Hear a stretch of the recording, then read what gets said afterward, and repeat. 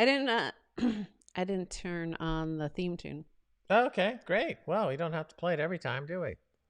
I figured HRFH does not need a theme You tune need your own theme necessarily. tune. You need a new theme tune. Well, I've got my crown on. That's an. I saw I that had some nuts. cable series, The Crown, that covered your life. It's great.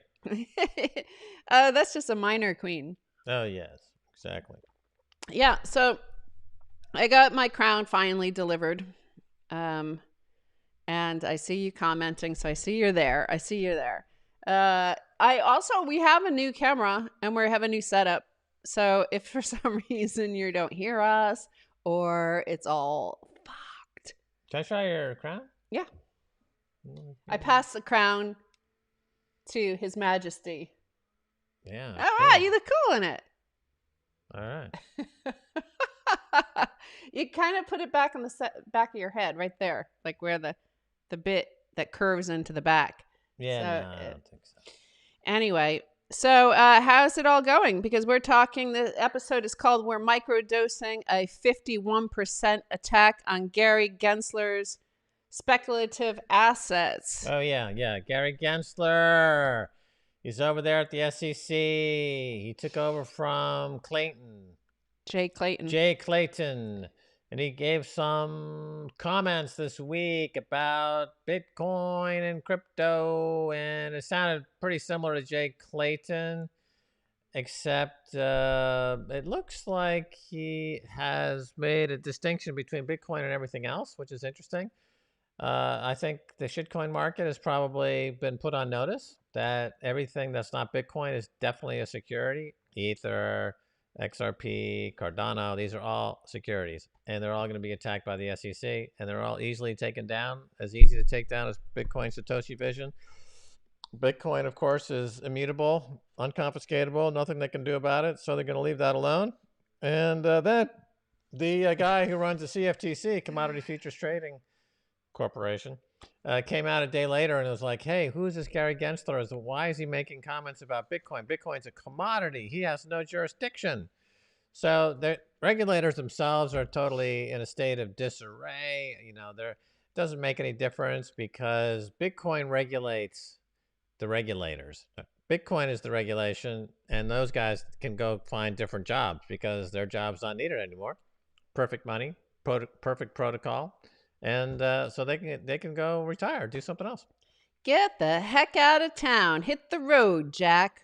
We don't need you anymore. That was Brian Quintez. He's the commissioner for the CFTC, which, of course, Gary Gensler was at one point before leaving there. And he, while Gary Gensler was at the CFTC, he, of course, failed to see any of the manipulation of the silver market. Nevertheless, he then took 3 years off, and he was a professor at MIT teaching blockchain, but particularly Bitcoin. He's very, I will give him credit that he is way more focused on Bitcoin and thinks pretty much the rest of the crypto market, that is where the shitcoinery and the regulation happens. That's where he sees them as securities. He says that he doesn't see any token that isn't a security. They kind of, I think, grandfathered in Ethereum, but nevertheless, the statements that he was making on CNBC, and before that, he was speaking to a conference in Aspen, and basically he's saying there's no use case for Ethereum because Ethereum is where all these tokens, all these shitcoins, all these securities are listed, all these ICOs and stuff like that. So I don't see, yeah, maybe they don't regulate directly Ethereum because it's grandfathered in, but what's the use case for them after this? I see a problem for Ethereum developing. They're transitioning to proof of stake from proof of work. So I think that it's time for the SEC to revisit Ethereum and maybe take the whole thing through the process again. And maybe the grandfather clause doesn't work. And nevertheless, it's a pointless exercise. I mean, there's a great video you can find circulating of Vitalik Buterin basically explaining that that Ethereum is a security. So, it's going to be hard to justify why you would prosecute anyone for securities laws violation and let this guy go. I mean, it doesn't. And then again, the SEC is known for overlook, as you point out, when Gary was at the CFTC, he completely overlooked the silver manipulation scandal, even though they had forensic irrefutable proof. And so I mean, the regulators, we don't get rid of all the regulators, get rid of all the shit coins. I mean, just get rid of it all and just go on a Bitcoin standard. Yep, I'm checking out your comments, so leave them there if you've got anything in particular to say, and smash that like button. Laughing out loud, Stacy's a ginger today. Yep, DeFi is not the future, dude. E3 crypto, dude. What have you just been listening to us or what? Like, hello, are you out there, E3 crypto? Duh. Well, sometimes the drugs just wear off. And like, oh man, and you start tapping on the keyboard there, and you're like, been in a coma for 7 or 8 months. So, as I was saying, the commissioner for the CFTC, Brian Quintez says, just so we're clear here. So, Gary Gensler was hogging all of the trending Twitter topic Bitcoin stream. He said, just so we're clear here, the SEC has no authority over pure commodities or their trading venues, whether those commodities are wheat, gold, oil, or ... crypto assets. So definitely Bitcoin, okay? That crypto assets, that's going to be the turf fought over because, obviously the CFTC wants to regulate these crypto assets, but those crypto assets, I think, probably do qualify under the Howey thing of like, as Gensler also said, he said, if people expect a profit, yeah. Gensler, sounding just like Clayton, said, if somebody is raising money, selling a token, and the buyer is anticipating profits based on the efforts of that group to sponsor the seller, that fits into something. That's a security, and I'm not going to go token by token. So right. So Ethereum has a 70% pre-mine, and Vitalik was out saying many times that he's selling the pre-mine for people to want to make a profit. That's good. That's a security under the Howey test, and so the same thing applies virtually across the board. So either you have two problems: either the shitcoin is actually security, it's going to be shut down by the regulators, or B, it's centralized and has single point of failure, like Bitcoin Satoshi vision is being 51% attacked into oblivion. Hash rate on that piece of shit has gone down to 0, and it's effectively dead. So, I mean, that's going to be true of everything else out there. And the centralization problem is rife. Everything but Bitcoin is either absolutely centralized or relatively centralized. And so that's a lot of cash that's going to end up in Bitcoin. So we have those people who are fleeing the sinking ship of shitcoinery into Bitcoin.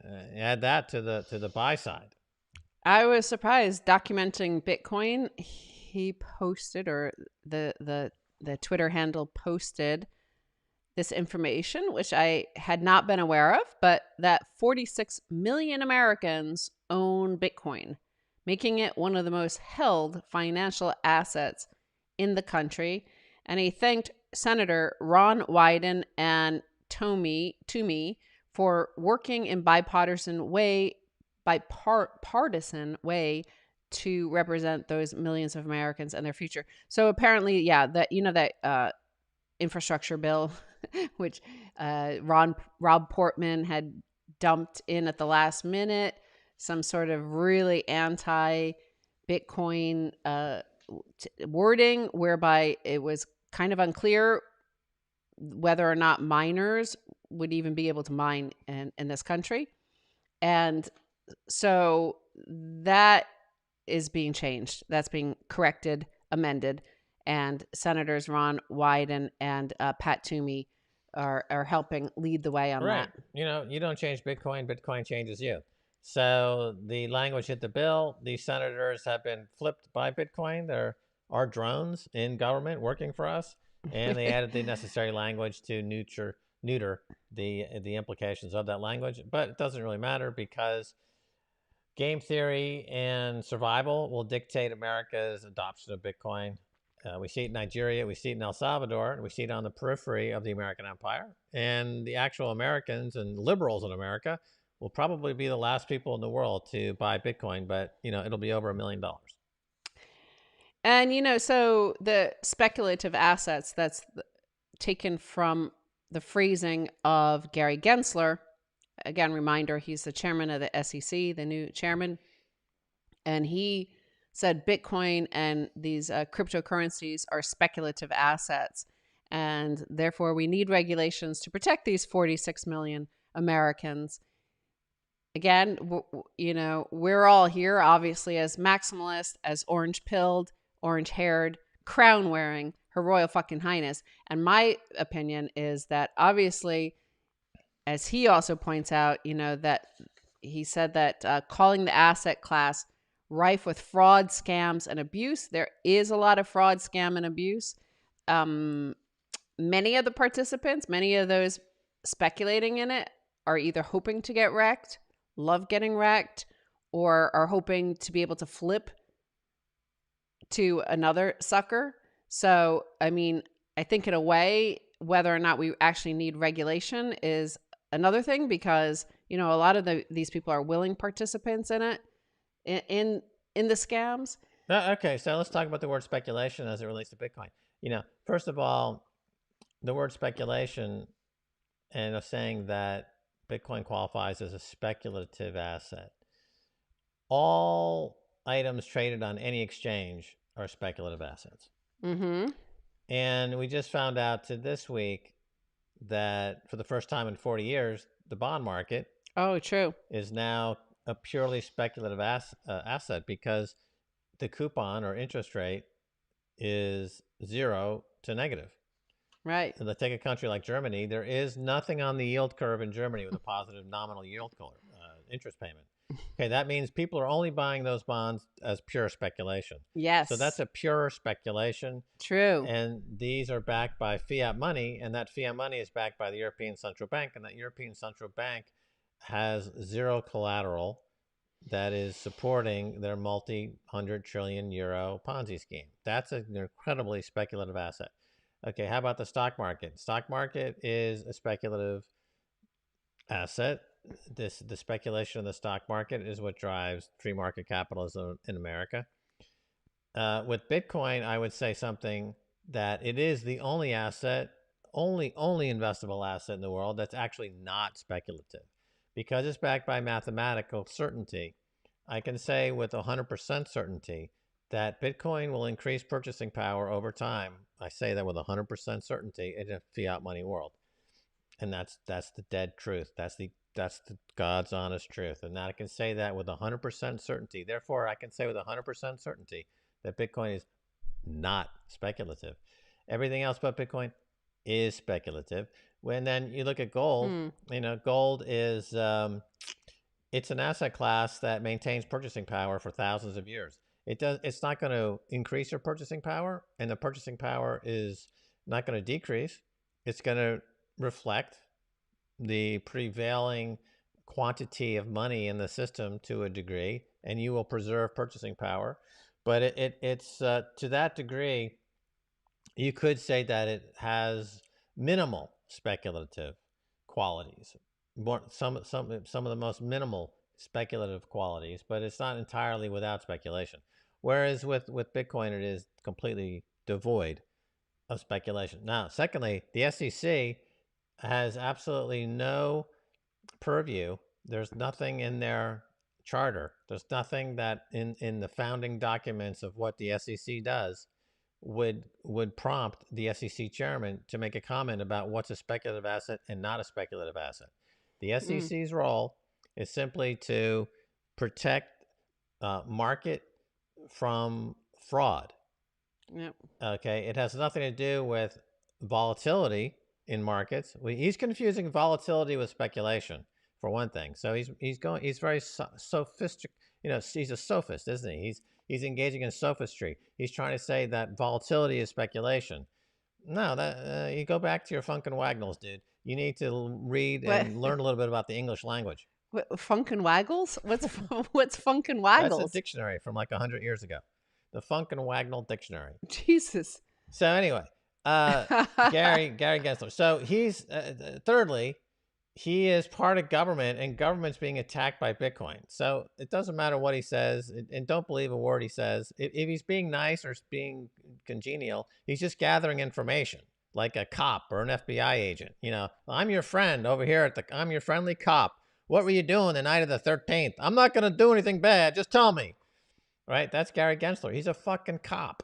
And nobody trusts this cunt and anybody in the regulatory regime whatsoever. Ever, never trust them. Ever. Stacy is usually drinking margaritas. Yeah, well, I haven't had a margarita in quite a while. I'm kind of saving up for Phoenix. We're going out to Phoenix. There's like 12 or 13 more tickets available for 19th of August. The good news is that the weather forecast had been for 103 to 105 degrees. Now that's down to 100 degrees, which is totally tolerable. It's only 80 at night, so that's also nice. Perfect, especially because you're out in the desert. It's dry.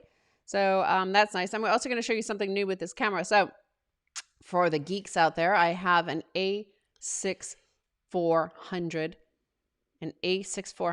Sony A6400 camera that we just got. And I'm, anybody who knows anything about these sort of DSLR and, mirrorless cameras, what you find is that like the menu is just like packed with all sorts of things. So it took a lot of time just for me to figure out how to get all the text off the screen for you to see and the HDMI output. So, we'll be figuring out a few things. This will help us with traveling. Hopefully, there should be a way that I could put my lavalier mics in there. I didn't quite figure it out yet, but we should be able to do that, which will make it a lot easier to travel because, these are heavy equipment here to carry. And I'll show you something else. It has like a autofocus, but not like those bad cameras that we were using. They're pretty good. They're 4K and HD and all that sort of good quality. But the one I had, it would you had to turn off the autofocus because it would do autofocus like this. This one's like a subtle one. So I'm going to go up a little bit to the camera just so you can see that it's going to focus on me. And it's like a bokeh sort of reaction where Max will go kind of blurred in the background just because otherwise you're not going to see this function of it. You see how Max is going all Am I?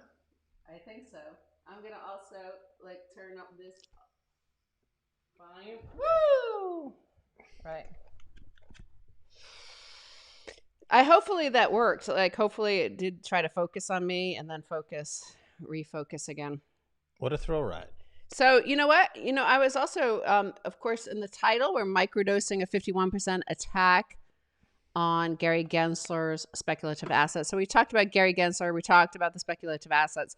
The 51% attack, of course, we all know, comes from BSV, which has been under a nonstop BSV, a 51% attack for pretty much the past week. But over the past 24 hours in particular, there's been there's 3 different chains at least, maybe more by now. Loads of exchanges, shitcoin exchanges like Coinbase are delisting it, and what a cluster! Beep.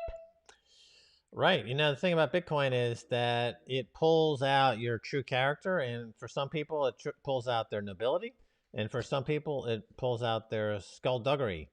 And the people over at BSV, the fact that they started looking at Bitcoin and it pulled out the fact that they're crooks and criminals and bad people, and now they're going to go down the ship. They're going to go. They're being buried in the grave of their own shit, and that was so predictable. And many have predicted that, and they made these obvious predictions 5 years ago, 4 years ago, 3 years ago. The reaction from the BSV people, of course, was to hire lawyers in London where you can do libel tourism. Yeah. Uniquely around the world, you can sue people going through London. And so a few of Bitcoiners got caught up and snagged by this dragnet of London lawyers that, again, the legal system in London is about protecting the protected class. It's not about justice. Very, very, very, very, very little justice. Let's look at the Julian Assange case. It's a bit of a cesspool. Fortunately, the one good thing Obama did was he changed that law. So Americans cannot be sued for libel. Well, you could go through the cost, right? You could sue for libel in a UK court, but no US judge is allowed by law to enforce it if it would not hold up in the US. And of course, libel is very, very almost impossible to prove in America that because we have freedom of speech, right? So you can't abrogate your rights to the First Amendment. Right. It's an interesting case because these days people are talking about freedom of speech in America, and maybe we should revisit it because people seem to be using hate speech, and people are going online and making misstatements, and this is undermining our democracy. Well, what you want to avoid and what you're going to end up heading toward is the UK. And in the UK, it gets back to the Bitcoin Satoshi vision. You had a guy who manipulated markets, amassed a pot of cash, and then just hired corrupt lawyers to create libel suits against anyone who said anything that they thought was somehow undercutting their scam. So we don't want that in America. No. I mean, one of the reasons we live in America is because it does have freedom of speech in a way that is fairly robust compared to any other country in the world. We could live in any country we wanted to in the world, but once you step off American shore, you end up in a very, very, very different situation in terms of speech. And since we are, our day job is we're journalists, this is very important to us. Right. But in terms of a 51% attack, it really made me think about the fact that basically, especially since 1913, we've had a 51% attack on our monetary system, right? It was, there's parallel monetary systems. I mean, you call it the apartheid system, essentially, interest rate apartheid. There's two systems. Like, there are those who have access to the Fed's discount window and get free money. And then there's the rest of us who have to pay. I mean, some of us could get mortgages at 3.5% or 3%. But most people are paying 7-8%, up to 20% on a credit card, and then even higher on, payday loans and stuff like that. So we've had that 51% attack. We have these parallel dollars running in parallel to each other, right? So, I mean, what do you think about that analogy? Well, it's an accurate analogy. You do have essentially a 51% attack against gold. America used to run on gold. Sure. And then they introduced a pre-mined shitcoin called the unbacked US dollar. And the result is catastrophic. So now we have not only loss of purchasing power for 50 years, 60 years, or really 230 years, but we also have the emergence of a protected Wall Street class of individuals who are at the discount window, getting that 0% interest rate money and buying up huge swathes of the economy, and they become oligarchs. America has an oligarch problem, which is really insidious and disruptive. And it's very difficult to get rid of these entrenched oligarchs. Teddy Roosevelt, under the robber baron age, made a big attempt to break up big oil and big steel. And they went through that period in American history. People see that as having been a beneficial political policy that was enacted to get rid of an oligarchy. Here today, we have an oligarchy problem that is much, much worse, much, much worse. And it's all fed by 0% interest. And the people at the mainstream financial media, they're not allowed to say that the Fed is engaging in fraud and Gary Gensler. Gary Gensler. The window was shut on them. Right. Gary Gensler is part of the problem. He's actively participating in a massive Ponzi scheme and fraud to transfer trillions of dollars into the pockets of the oligarchy.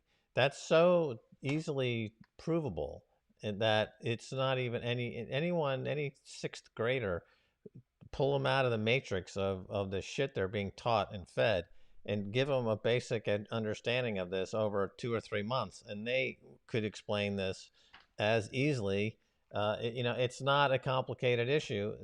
Theft at the end of the day is pretty easy for most people to understand. It's in the frickin' 10 Commandments, right? It's not a new concept. It's thieving. It's not something we just learned about that we need to educate Mm. ourselves and hopefully get rid of it. It's been with us for thousands of years, and it doesn't work. You can't have one protected class that can steal with impunity. That just doesn't work. It's not scalable, and it's the consequences are catastrophic, and that's what people are dealing with. Right on. I Right like that. on. I like that, man. I Yeah. like it. I like it. And you know, the point is that we have a 51% attack. And then you have things like, how Ethereum keeps changing, like their proof of work, their proof of stake. They have the Constantinople protocol, then the London one, and blah blah blah. I don't even know. I just see brief little clips of it in my stream on Twitter.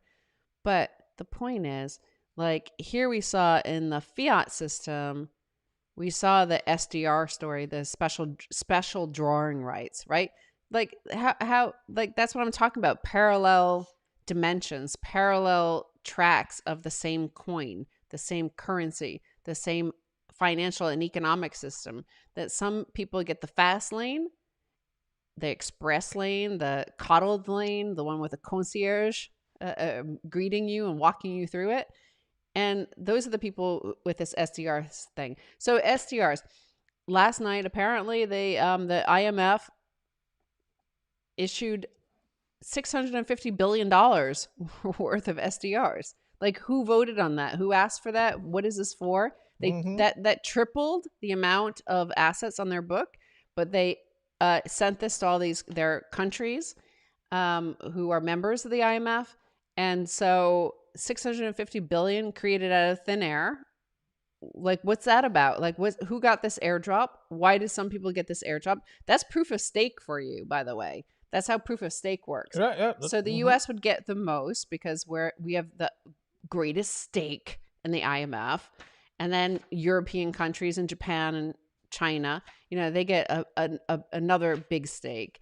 The countries of Latin America and Africa, they get tiny, tiny, puny little chunks of this, like the nuggets of this new huge pile of shitcoinery that was created.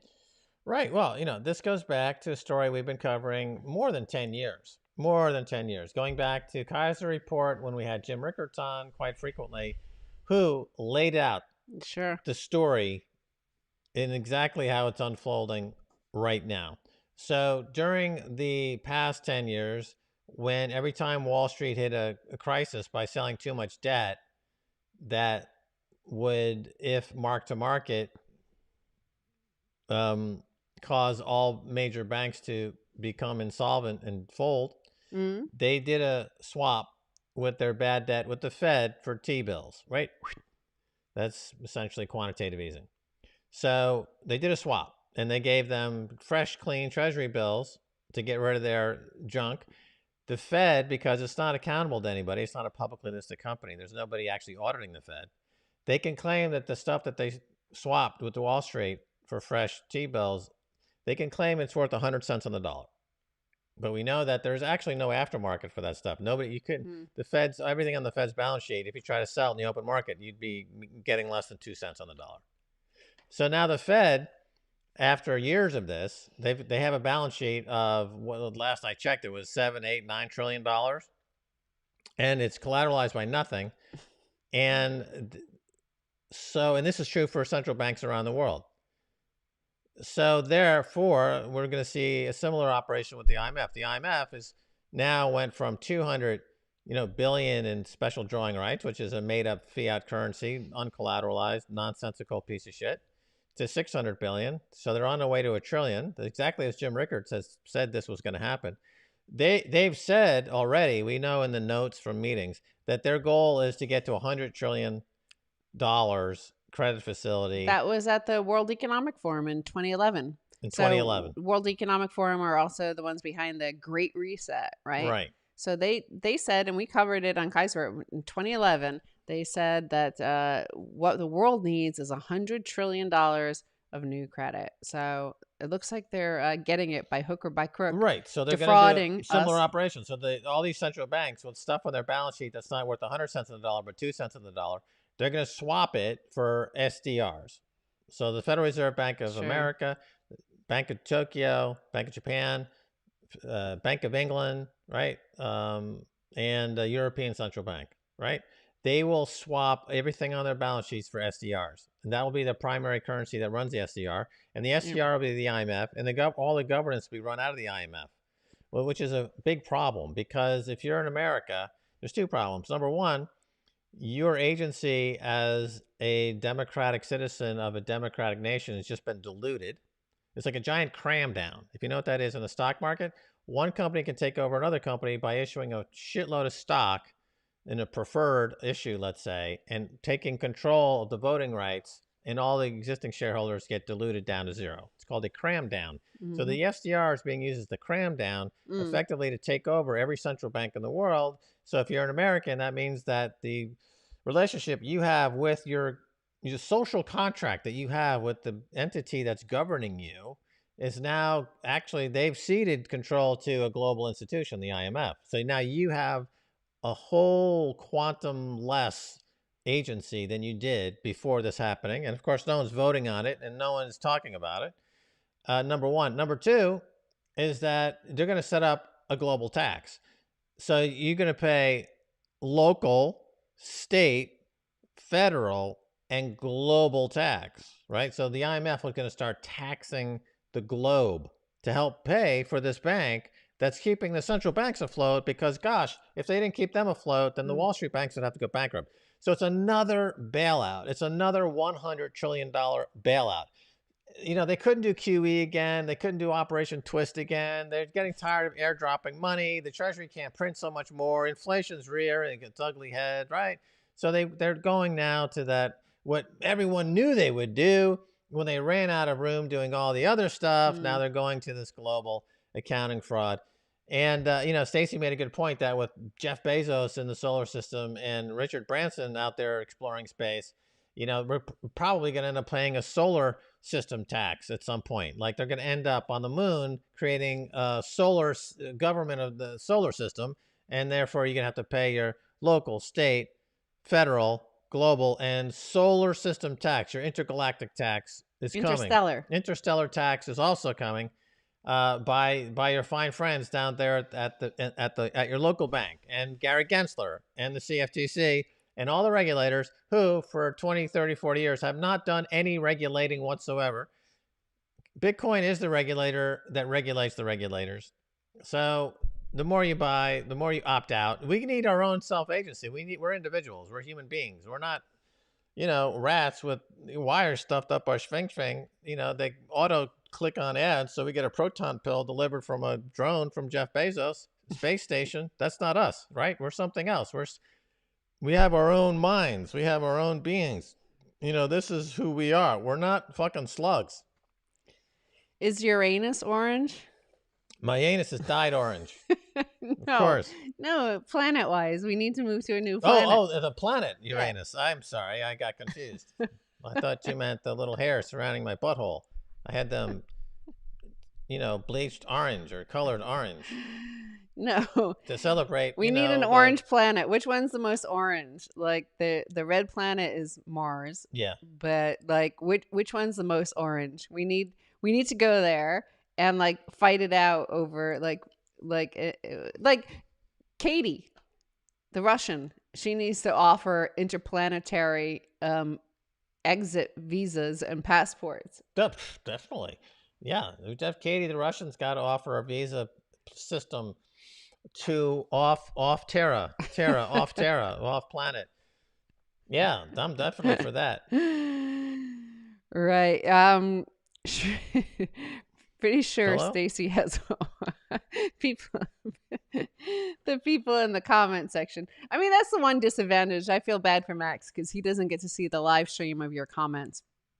Yeah. So I get to see them here, and it's funny. You're being called the James Dean of crypto.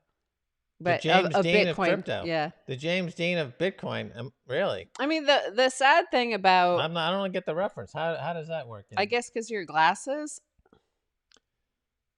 Really? I don't know. I'm not a millennial. I mean, it's got to be a film reference that I'm missing, which is unusual because I usually get all the film references, Yeah, it can't especially be. from these millennials and Gen Z that actually don't know anything about film. They just watched Harry Potter and Lord of the Rings. That's all they know about film. They don't know jack shit about the actual film industry like I do, like Stacy does. Stacy actually went to film school at UCLA. Okay? That's a major film school. I was at the New York University School of the Arts, the Tisch School of the Arts, home of the New York University Film School, where Martin Scorsese learned his craft. And when I was going there, we had Spike Lee was making his first film, She's Gotta Have It. And Christopher Columbus, right? Chris Columbus was there. He wrote the spec script for Gremlins that Steven Spielberg just happened to pick up off his desk in Hollywood and launch his career. Chris Columbus. Right. Yeah, but that's the thing is like, I mean, everybody keeps on talking about this generational stuff because of course we were in the fourth turning, so obviously it would make sense. But and the boomers and silent generation, silent is older than the boomers, and they've got like a monopoly on power, political power. They're squatting like Gollum in those political offices and just squatting on that. But the thing is, like, I was realizing that definitely the boomers and Generation X had way better music, way better film. Millennial and Z have better television than we had. I mean, television was also good pre-Generation X and early and late boomers like yourself. There was some good television way back in the day. But, millennial and Z, they have better food. They have better memes. They are, every generation has their own unique culture and time. But we definitely had better music, I have to say, and film. Right. Well, they've got avocado toast. That's true. It's good. Yeah, it's good. The avocado toast is good. We grew up on Chuck E. Cheese. True. McDonald's and, the TV dinners. Yeah. We actually had TV dinners for real. TV I dinners did. what was a new thing. Back in the 60s, TV dinners were considered to be like, wow, this is radical. This is cool. You just pop this in the oven and out comes, wow, a TV dinner, how space age. We drank Tang, right? I mean, Twinkies what and they Tang. took to outer space, Tang, orange drink, we actually drank it. We drank the Kool-Aid for real. We drank the Kool-Aid for real, the real Kool-Aid, Oh shit, it was gross. All those instant, processed foods, that just went absolutely bonkers at that time.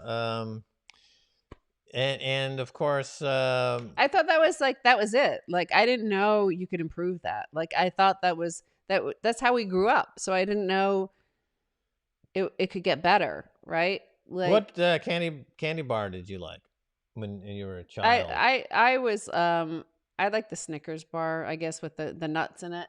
Yeah. I like the creamsicles as well. So I'm a Milky Way man. Oh no, I didn't like Milky Way. No, I didn't like the one with the coconut stuff in it either. Mars bar. Mars bar. The Mars bar, but they call it something else and different. What about there's Snickers, Milky Way, and then there's one that's like in between. I had it in my mind. I just forgot it. I'll think of it in a second. Three Musketeers. Three Musketeers. I don't think I had that. It's like a Milky Way without the caramel. It just has that chocolatey fluff. Ugh, as I recall. Gross. That's gross. And then, so Grigage and Yellow are in the group. Oh, thank God. Fuck you, Greg. Oh, it's Greg again? Fuck you, Grigage. I'm wearing Grigage right now. And this is from the Queen, right? Yes, it is. Her Royal fucking Highness says, fuck you, Grigage. The Grigage is a great scent for men. It's a unisex scent. Like Calvin Klein or Ralph Lauren or something like that. They came out with that unisex scent. Sure. So Grigage is a unisex scent. and it's great. It's a great product, and I recommend everyone pick up a few ounces of Grisage. Almond Joy. Almond Joy, yeah, it's I a forgot about that Mars one. bar with almonds. Yeah. It's It- like some people like. How's it go now? some Okay, people think right. like a nut. Some, Sometimes you don't. right. Sometimes you feel like a nut. Sometimes Sometimes you you don't. don't. Some people like Almond Joy. Some people like Mars. Yeah, yeah. Those were the days. Those were the days when Adam Curry was on MTV. How about Peppermint Patty? Did you ever have that? Yeah, but that was my older sister's favorite. How I about don't really like Mary it. Jane? Mary Jane. The That was candy. before my time. It's like a peanut toffee, I think Yeah, it is. peanut toffee. I liked it, but it was like Tootsie Roll? Tootsie Roll. I liked. I liked. Yeah. How about Jawbreaker? No, I didn't like that. I never liked the I didn't Jawbreaker. like anything that was hard to eat like Yeah, that. that's It was like ridiculous. People who buy those Jawbreakers are nuts. You know, it's like they're lunatics. like you're sucking on a cue ball. What the fuck heck? is the point of this? What the hell? You What know, kind I of don't get it. person How like about Twizzlers? is this something like you know, Joe Biden and Corn Pop would do? Like they would suck on some sort of giant cue ball. Right, eating Twizzlers by the Twizzlers. pool, and then Yeah, the gang like, shows what up. the And fuck you is know, that? Corn Pop was a tough dude, man. I Very liked tough. Pop Rocks just because, you know, it seemed cool. Like Yeah. it didn't taste good. It didn't really feel good, but it was blowing up in your mouth. Yeah, I mean, I tried. I'm like, wow, this is cool. It's like these, wow, okay. And he tried, and it's like, this is horrible. It hurts. This is painful. Why am I eating this? And then you do it again. Yeah, that, you know, I guess you can still buy them. Then there was that craze where people were having Pop Rocks during cunnilingus. I don't know if you recall that. Well, I was like 6. I don't think I No, ever I'm just heard of saying that stuff. In like 5 or 6 years after the launch of Pop Rocks, I remember this wave, you know, where this was apparently being talked about. But I can't imagine that being working either. So, you know, back to some financial news. And make sure you smash the like button, dudes. Put that over there, because where else do you get a deep dive by some OG Bitcoiners into Mars bars, Almond Joy, and Mary Jane's? Like nowhere else. Nobody else covers that. Only we cover that. And that's what we're doing here. We're providing you some Boomer and Gen X reviews of what it was like to grow up in those demented ages. Right. Right. So speaking of demented, Yeah. Biden, his administration just decided to go against the Supreme Oh, Court. by the way, he was a senator back then during this. Yeah. He became a senator. Well, I think he was a congressman first from 1972. Right. And then he became a senator. So he first got into office. I was 12 years old. I'm now 61. He's still in politics. So his administration, the CDC, extended the rent moratorium. Like people haven't had to pay rent for 16 months. This is just like we did go through some sort of looking glass in the past year. Yeah. Like I think there's still a pandemic out there. I'm not sure. Like allegedly there's some lockdowns. Everybody's taking shots. Like they're wearing masks still. Nobody's paying rent. Nobody's paying mortgage. It's like Vitalik Buterin is the president of the United States, and every time there's a problem, they just print more money. Hard forking. Or they're gonna do another fork, or they're gonna launch another protocol. There's always an improvement coming. Meanwhile, the stability of the thing is falling apart. It's totally centralized, easily attacked, easily destroyed. You know, but there's always like, we just print more money. Purchasing power is collapsing. Bitcoin is skyrocketing. And but they don't want to say anything about it. It's like they don't want to talk about it. I don't want to mention anything about that. Well, you do feel like, I mean, I don't like to get all conspiracy theory, but you know, the fact that these small time landlords are going to have to go more months without being paid. No, let me tell you something. On the time when BlackRock, Blackstone, all these private equity, Warren Buffett, Invitation Homes, they're all, you know, got access to the Fed's discount window, especially BlackRock. You know, they're going to buy up all these properties on the cheap. I'll tell you what, we had a prologue to this, and that was the Hurricane Katrina. Remember in New Orleans, in Louisiana. 2005. So Hurricane Katrina came in, and it was hugely disruptive to the large black population that True. lived, I guess, on the wrong side of the levee, and the levee broke. They all got flooded out, and guess who came in and swooped in and bought everything? And that was private equity groups. And Yep. those people lost their homes, and those homes had been actually in families for generations, and they lost it all in one big swoop. The 2008 crisis, again, moving forward a few years, the True. subprime crisis. Who was the biggest loser in the subprime crisis? Subcrime. Was again black community in America. They were disenfranchised, not since slavery days had the black community been so disenfranchised as the crooks like Wells Fargo and other banks during the 2008 Wealth confiscated. Yep. wealth confiscation scheme. Okay, so now here we are in 2021, and they figure, well, nobody pushed back against us when we stole all the money before, all these houses. So now we're going to go after Mr. and Mrs. Middle America. We're going to steal all their homes by this, putting every single small time landlord out of business. BlackRock is now scheduled to buy 80,000 homes a month. They're going to be buying 8 million homes or something like this. They've got, again, they borrow money from the discount window for zero.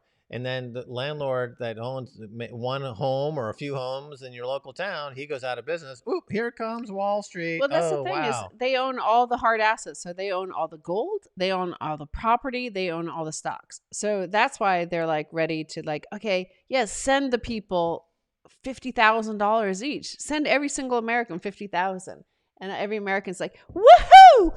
I am super happy. I am loaded. And they're like, they've been living on 20,000 a year, and then suddenly their income goes up twofold, threefold, and they're all excited.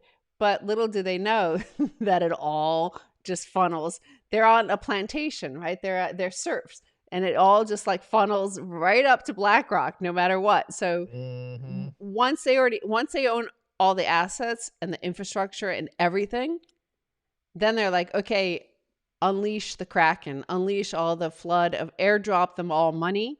It all comes to us no matter what. That's proof of stake. That's how proof of stake works, right? Yep, exactly right. And so all those gains are going to be eaten up by inflation. And Yes. once you have only an oligopoly and other oligarchs in the real estate business, property prices are going to get out of reach. How are you going to pay for it? Well, there's always work down at the Amazon warehouse where you got to distribute Chinese-made goods that they manufactured with all the money we sent to China and all the jobs. Or Walmart, put those two together, and they constitute 40% of all workers in America are either Walmart or Amazon. Yep. Doing factory work. And McDonald's. Right, and McDonald's, stuffing plastic shit from China into boxes and sending them over to your house, and watching your agency disappear because now the Federal Reserve Bank is owned by the IMF and with the SDR. So you just got another generation removed from you and your rights. And then I mean, unfortunately, Sean Hannity pointed this out, but it's true. And the thing is that you have this situation in very, very woke Manhattan, right? Bill de Blasio is introducing this notion of, you need a passport, essentially a vaccine passport, to go to restaurants and stuff. Yeah. So going back full Jim Crow days, like look at who doesn't have their vaccine in New York. The 5 boroughs, right? The borough of the Bronx has the lowest. Right. Now, the Rachel Maddows of the world, the blue ticks are on Twitter like, yeah, fuck those unvaccinated MAGA sorts. Well, all the MAGA sorts live in Staten Island. And in fact, Staten Island has one of the highest rates of vaccinations in the 5 boroughs. So where they don't have vaccination is in the Bronx. And understandably so, just because of things like the Tuskegee experiments where they let them have syphilis for 30, 40 years and all the horrible consequences of that, including death. But, there's a lot of doubt in the Black community about whether or not to trust the federal government and take these sort of vaccines. And it's, that's a different story. The fact is, like, in practice, what this vaccine passport, the right to show up at the counter, at the Woolworths counter, and have a meal is essentially now gone for Black Americans in the Bronx. Well, look, this is why supporting Black community is important, because all the shit the feds do to the Black community, they eventually do to everybody. So the Tuskegee experiments, where they shot black people up with syphilis, as some kind of study, well documented. Look it up, and you could name, of course, dozens of other examples of. These guys had syphilis already.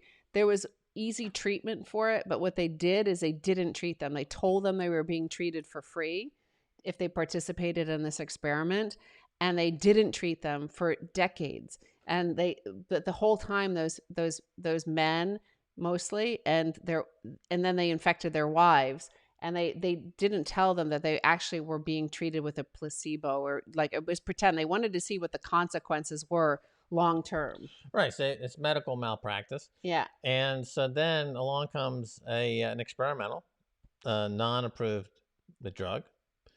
And so the resistance is well founded in black community.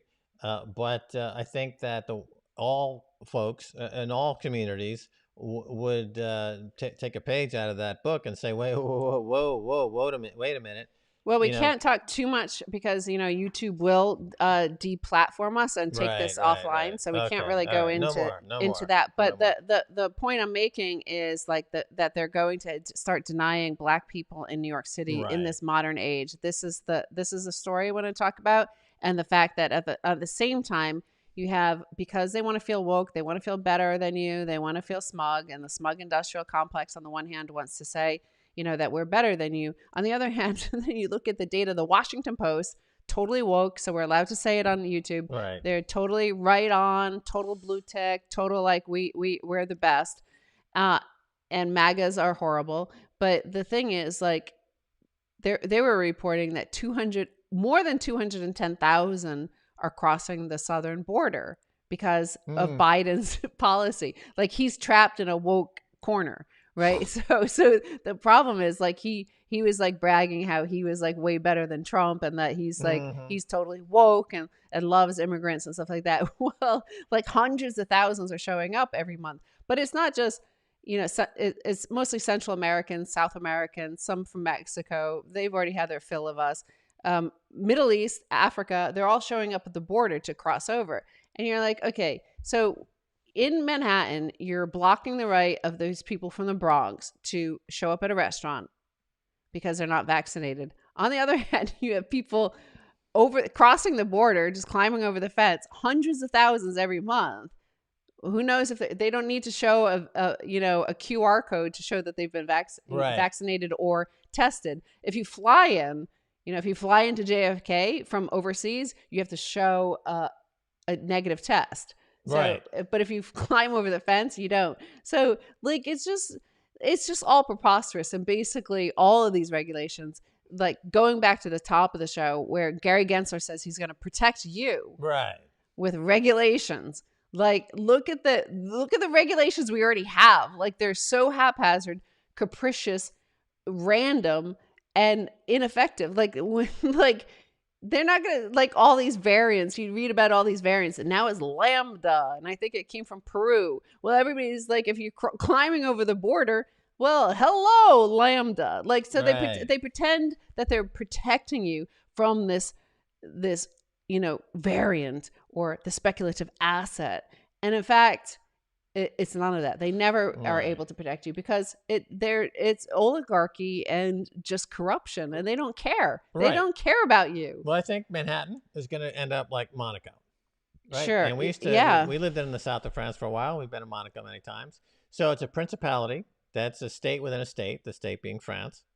And it attracts billionaires, and it's ultra surveyed, right? Monaco, there are probably, because it's not released this information, but it's probably the most surveyed square footage of property anywhere on planet Earth. They had listening devices and CCTV long before 9/11. Totally. Absolutely. And there's actually microphones in the trees. Yeah. Which we picked up on that after, like, just the trees, you're walking in the park or whatever, they have mics and they're listening constant. It's incredibly. And so the billionaire yachts, you look at the yacht row. These are the biggest yachts in the world. This is the most wealthy people in the world. You go to Jimmy's nightclub at night and you see multiple billionaires getting hammered, and so obviously nobody is there who can't afford, to be there for more than 5 minutes to get a $20 cup of coffee next to the casino. That's where our first date was. Our first date was, in fact, in Monaco. And but nevertheless, I had a double Jack and Coke. Yeah. It's the last time I've ever had that, actually. Max had a $20 coffee. I had the $20 I think coffee. Yeah. my drink was like $75. Yeah, that's right. And then it was a fun time for sure. And Max, I did see look at me with doubt whether or not he wanted to have a second date. it's like, whoa, okay. And so there you go. So I think Manhattan is going to be essentially a diamond city where you've got the billionaires living in the towers on Central Park South, where someone just paid like 170 million for a flat in a building on Central Park South. You'll have it'll be patrolled with cops everywhere. Private cops, and you'll have it will be completely sanitized, and I think that's where it's going. It'll be like the Monaco of America, a state within a state. I think they'll successfully secede from the U.S. as a whole, like the Washington D.C. is a state within a state, right? So yeah. I think Manhattan will become, and those bridges and tunnels that protect Manhattan will be heavily, heavily, heavily guarded. And you need a QR code. Doesn't matter to enter to get in. And he'll have a tough time, unless the toll booths, they'll jack it up to like $200. If you don't have a QR code, it'll be like $200 to drive the turnpike to get in. And I think everyone will be happy with that. I think you have in America an oligarchy of people with some people have $200 billion, right? So they can buy a city block, and that's their block, and that's where we're headed. They could certainly buy the toll booths, right? Jeff Bezos and Elon Musk will gang up and buy the toll booths entering the city. Yeah, because they'll have their own constitution. It'll be their own country effectively, and they'll have a deal like the Monaco has with their parent company, state France. And it'll be, they'll pay some pittance and taxes. Well, I am Her Royal fucking Highness of Orange Pill Nation. And, right. Make sure you join our Telegram group. A lot of people, bizarrely, like, you know what? When we were at Austin and we had our meetup there, our Bitcoin party, where Max raged from the stage. And the thing is, like, I was surprised at how many people actually were not in our Telegram group. And I understand some people don't like all, it's like hundreds and hundreds of comments every hour. But you know what? It's lit. It's fucking lit. Sure. Fun. Like we are so orange. Like the drink I had at the top was a Prosecco. Really? Mio Netto. Like and I got it I bought the label essentially because it was orange. So I got that. Oh, yeah. That looked like a Dom Perignon for a second. Yeah, no, I prefer Prosecco. So, I got that. And, in the last few moments here, I guess I'll go look at the comments. Max, everybody was saying that you need a crown as well. And they're like digging my crown. All right. And that you need to get one. You need maybe a little bit bigger to fit on your head, maybe. It helps with a wig because the wig provides a lot of friction and it keeps it up there. I'm cool, wearing my halo of godliness bestowed upon me from Satoshi. How does everybody do you prefer this camera to the other one that we usually use? Yeah, it seems right. Good. Let me see the comments. I'm going to see the comments, see if anybody's got anything interesting. I'm banned from your Telegram group. Good. Well, you shouldn't have been a dick. You're a dick. Okay. You're banned. I left a link and the mods mistook it for spam. Well, be more careful next time. Yeah, life's tough, isn't it? Screw Bitcoin. Okay, let's delete that guy. Yep, hide user. Nice, Stacy. Her Royal fucking Highness says in her dinosaur yellow. Max has the glasses. Yeah, you have the glasses. That's true. Plot twist. Nobody else said Max needs a crown. Oh, except for one person. Okay. Okay. I guess that's it. So we are ready to head out because I'm trying to keep it a microdose because, it always ends up being that our microdoses are longer than our full doses. Yeah. And the full dose on Sunday, we will be speaking to Ricardo Perez Marco, who is a mathematician. And we interviewed him last night because he's traveling this upcoming week. And it's fiery, I have to say. It's and fiery. He was so he's a mathematician and he's a professor at a very prestigious university entity research center in Paris. But Nassim Taleb went really hard after him and was a total flame war. Nassim, the only other person that has made him lose his mind like that is Saif Dean, and now also I would say Lynn Alden. But he really went ballistic with this guy Ricardo, and he gets put under the idiot, moron, imbecile category. You know how Nassim likes to project all his childhood abuse and tell everybody that they're the idiot, not him. Like his dad told him constantly, "You idiot, Nassim! You idiot! You imbecile! You moron!" You could hear it already, and I feel bad for him in one way, but he's an adult and he has to man up, stop eating squid ink, and just grow some balls. He needs to put some sunshine on his balls. He needs to sun his balls. Yeah, definitely. I think that would be part of his recovery from his problems. Manifesting his child abuse. Right. All right. Okay. Thanks everybody, and it was fun, and I'm glad you joined us. And remember, smash that like button if you can. I don't want to sound like Jeb Bush.